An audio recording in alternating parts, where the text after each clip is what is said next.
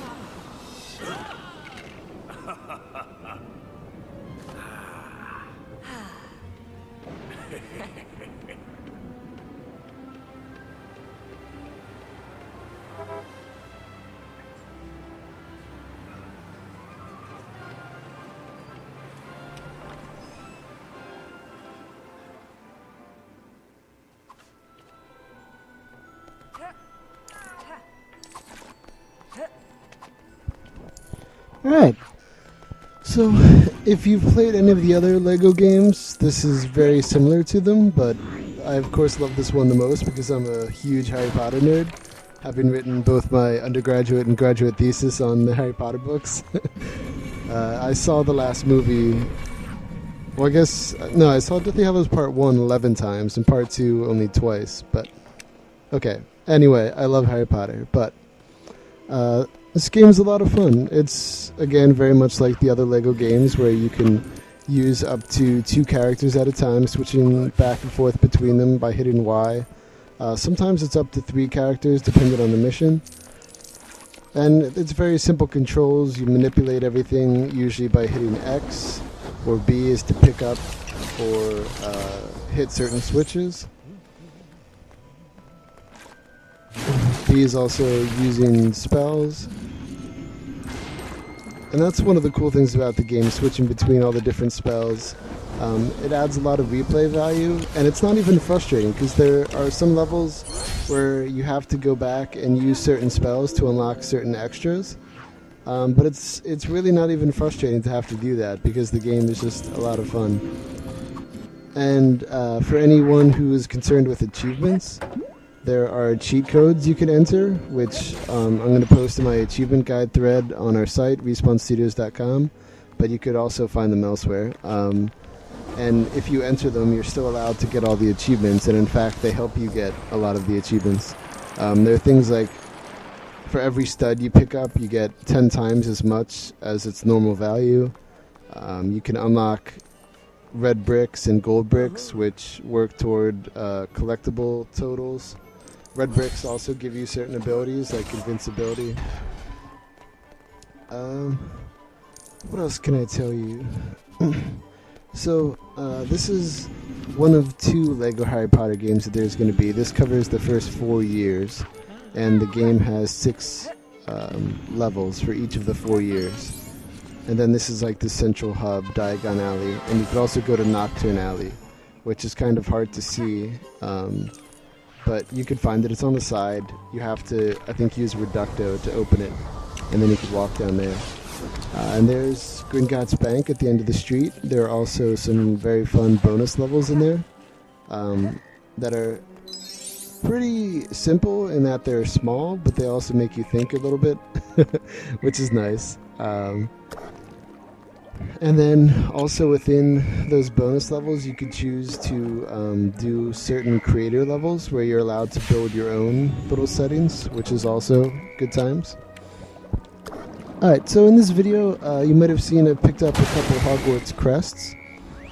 You can get 4 pieces in each of the levels, and since this counts as the first level, I think have 2 of the 4.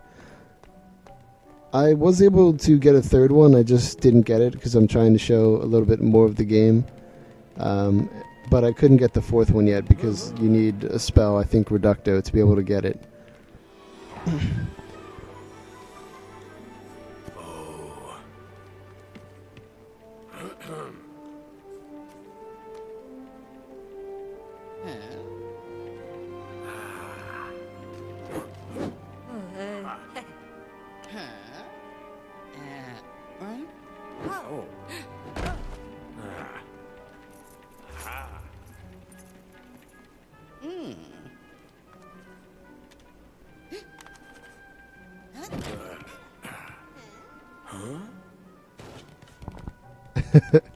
So there's some of the great charms of the LEGO games adding in their humor.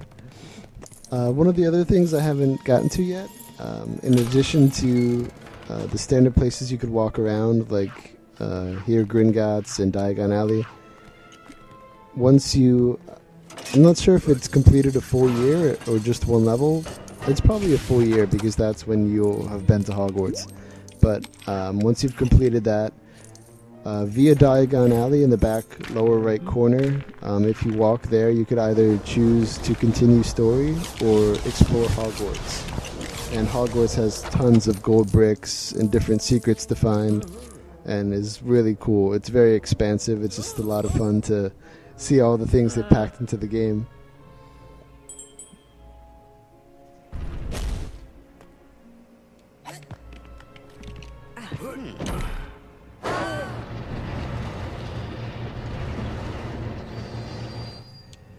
And one of the other great draws with the LEGO games is just how many collectibles and extras there are. It just adds so much replayability.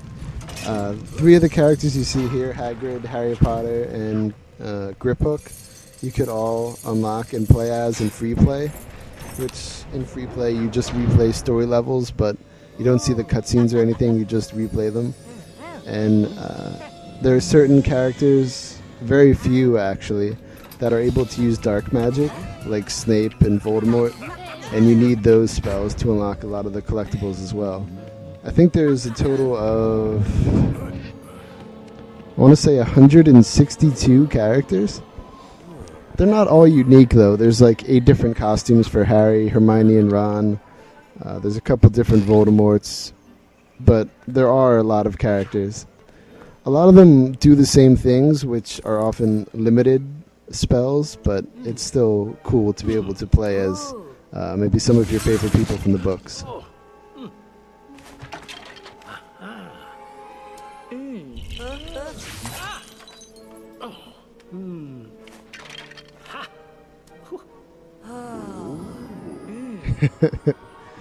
I just love all these little cutscenes.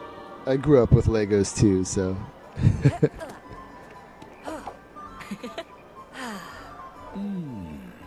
Alright, well, we're nearing the end of this first level, and thus the first episode of Just a Taste. Again, this has been Jeff from RespawnStudios.com. Please feel free to check out the site, join the forums, interact with me, and post your thoughts on this video or anything else that we have going on. We have leagues, tournaments, and I should be posting these pretty often. I'm actually working on the next 2 episodes the night this is going to go up, so look forward to more of these soon. Thank you.